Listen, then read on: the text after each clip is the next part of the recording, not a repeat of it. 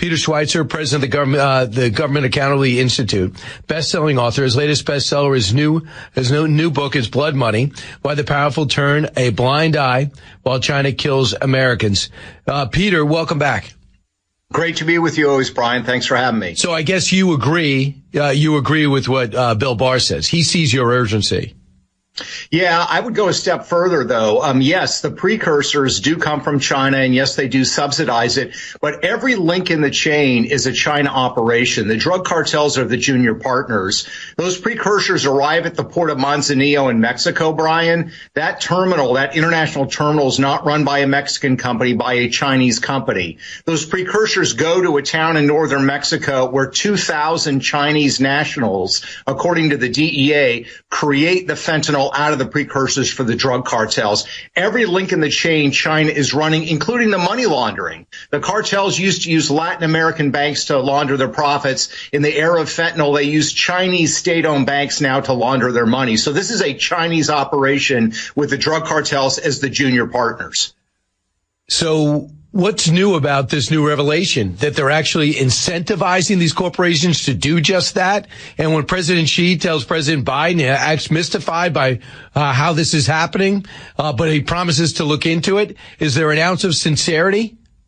No, there's not. Look, China tries to say, we're trying to deal with this problem. It's criminal conduct. It's not criminal conduct. 40% of the companies exporting the precursors to Mexico are Chinese state-owned companies that are run by politically connected people. There are several leaders of Chinese organized crime networks that are advisors to the CCP. In fact, in 2021, a gentleman named Mr. Wan was sanctioned by the Biden administration Treasury Department for his involvement in the fentanyl trade. Guess what? After he was sanctioned by our Treasury Department publicly, the Chinese government gave Mr. Wan an award, and he gave a defiant speech where he said, I'm proud of the fact of what I'm doing because it's essentially revenge for the opium wars. So any claim that they don't know about this or they're trying to deal with it is false. The CCP actually works with Chinese organized crime on multiple levels, and this is just one manifestation of it. Do they know we had nothing to do with the opium wars? That was the British?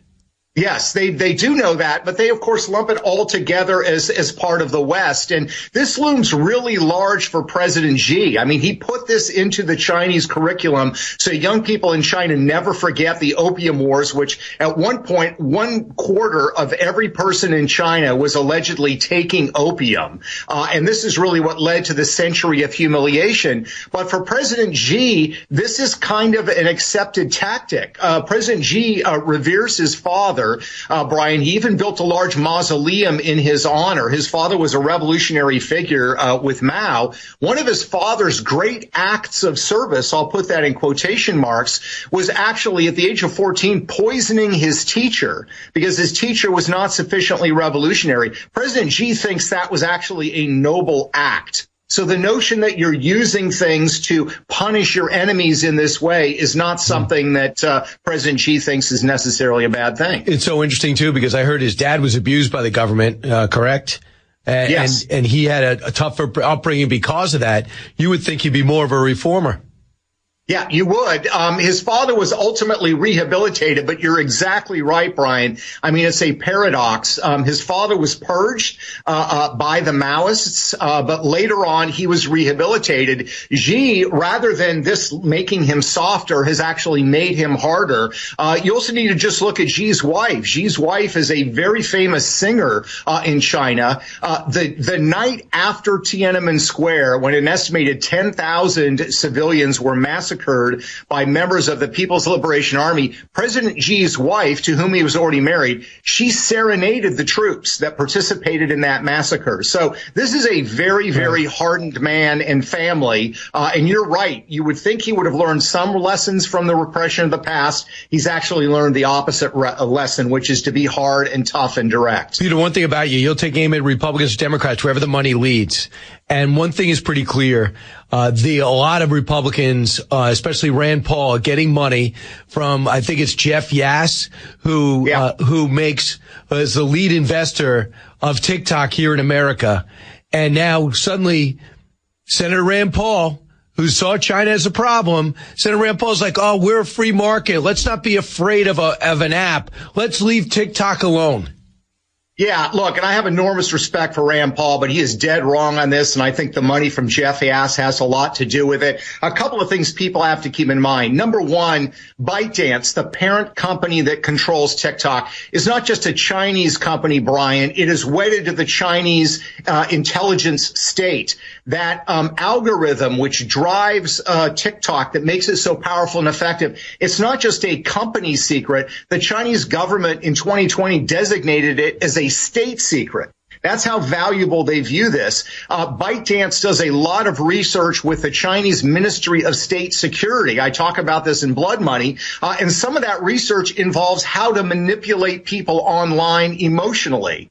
And finally, what I would say is, Rand Paul has said, well, look, this is a company that's got American investors. Fortune magazine has reported a while ago that all of the American and foreign investors in ByteDance signed an agreement that says if they criticize or disparage the company publicly, their shares can be taken away without compensation. So this is not a company in any regular sense of the word. And it's not just a Chinese company. It is a Chinese company that is wedded to the military industrial complex of Beijing. And people don't understand that. They said there's a Texas project, which means that they'll be able to keep our information here. Do you buy the Texas project? No, we live in the era of this thing called the World Wide Web, which means you can move data around on the internet. And just because you have some servers in Texas doesn't mean they can't make their way back to China. In fact, some former employees have already said that that has happened. But I think even more to the point, there are the data concerns, which we have to be worried about. But on the side of propaganda, one of the things I do in BloodMoney, Brian, is I actually quote extensively from Chinese officials. These are military officials, propaganda officials, talking about how they are already using TikTok to manipulate the emotions of young people in the West. One military officer calls it the ultimate Trojan horse. In other instances, they talk about how getting young people emotionally wrapped up on online gives them the ability through TikTok to steer the direction of the views that they're going to embrace and the attitudes that they're going to have. So we may be debating here whether they're using it as propaganda. The debate in China is already settled. They're already doing it according to their own words. And they're lobbying hard as of this week to make sure the Senate never puts it up for a vote. But the House did the right thing with over 300 votes. And I believe legislation over the weekend could push it forward. So how surprised are you, and with my tongue firmly on my cheek, that the Secretary of State, Anthony Blinken, did not call out China from buying cheap oil from Iran? He said, we're going to sanction their drone program, go after their steel, but we're not going to go after their oil sales to Iran. To China. No, you're exactly right, Brian. This is an example of what the Chinese call elite capture. The notion that you sort of forge these bonds with political leaders in other countries. And what they're looking for, in their words, is big help with a little bad mouth. I mean, in other words, they know that Biden and Blinken have to criticize them from time to time for the Uyghurs or human rights. But what they want is help on the big things. And the Biden administration has given them everything on China. Joe Biden has said, for example, that he is not going to point the finger at China with regards to fentanyl, which is absurd given the fact that Beijing is absolutely in the middle of it. And to your point, when it comes to oil in China, when it comes to a whole host of other problems that we're facing, Joe Biden will not call them out. I highlight in the book, for example, Brian, this problem with Glock switches, these small devices that are highly illegal. Since 2018, according to our Department of Homeland Security, China has smuggled thousands of these in the United States. What do? They convert a handgun into a fully automatic machine gun,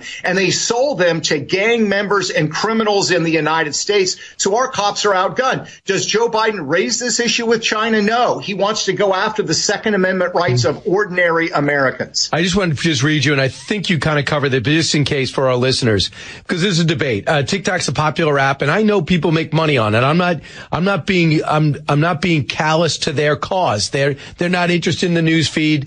They got their business. They're running image ads on Fox News. So this is Christian Morthy. He's the Democrat on the China Select Committee. He said ByteDance basically has its editor-in-chief, who's also the secretary of the Chinese Communist Party cell, embedded at the highest echelons of the company to control all of its products. And he's been tasked with, quote, making sure all of its products, including TikTok, adhere to a correct political direction. And that is a different type of threat than we've ever seen before. So they have to, everybody with technology has to open up that technology to the government, no matter what it is. I don't care if you're a military situation or social media situation. They have no choice. Right. That's exactly right. If you're in China, the CCP tells you to do it, you do it. More to the point, the example you just gave is right. All the senior editorial positions at ByteDance, the parent company that controls TikTok, every editorial position there is run by an individual who either A, is a senior ranking member of the Communist Party, or B, worked in the propaganda ministry of the CCP, or C, worked for Chinese state media. That's who controls editorial policy. Why is that? Because they recognize the power and the value of this app and its ability, in their words, to wage cognitive warfare on the United States. It's not just about propaganda, Brian. It's what they're feeding to young people in America. Our TikTok is giving, by and large, young people, these pranks, women with blue hair screaming about something, silly dances. China has the equivalent to TikTok that they give to young people there. It's called Douyin. In Douyin, you do not get people with blue hair screaming strange things. You get science experiments. You get history. You get culture. They're giving our kids cotton candy. Yep. They're feeding their kids spinach. And this is part of what they call cognitive warfare. All right. Why do you think we're getting all these Chinese with the roller bags that look like they just stopped off an American Airlines jet coming through our southern border?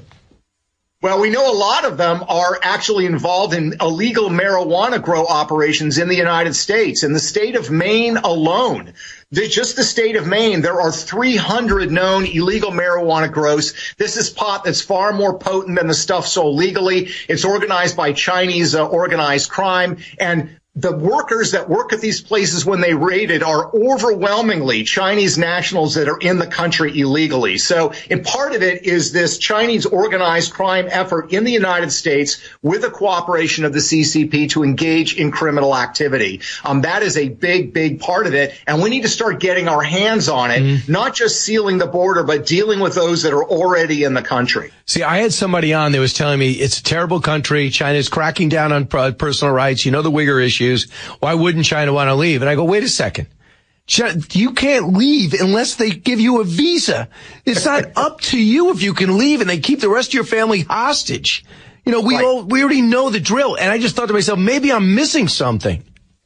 No, you're not missing anything, Brian. And these smuggling networks in Central America are organized by Chinese criminal gangs. And the CCP and the Chinese organized crime have been working together since the 1980s. Deng Xiaoping, the leader, met with the triad leaders, Chinese organized crime, and said, look, as long as you're patriotic and you support the CCP, we'll let you do whatever activity you want overseas, and we will protect you. In other words, if foreign governments want you to come back to stand trial, we will protect you. And that is the alliance that has been in play from the beginning. And that is what you're seeing today. So somebody who is arriving in the United States from Mexico across the border got there through a smuggling network that was supported by the Chinese government. They're not here because they are dissidents. And they're not going through the Darien Gap. They don't look all grimy. They're not all washed out. They look like they just maybe had a 12-hour flight somewhere, and didn't get any, and weren't able to put their tray table up. They look like they just did. They're checking in at LaGuardia.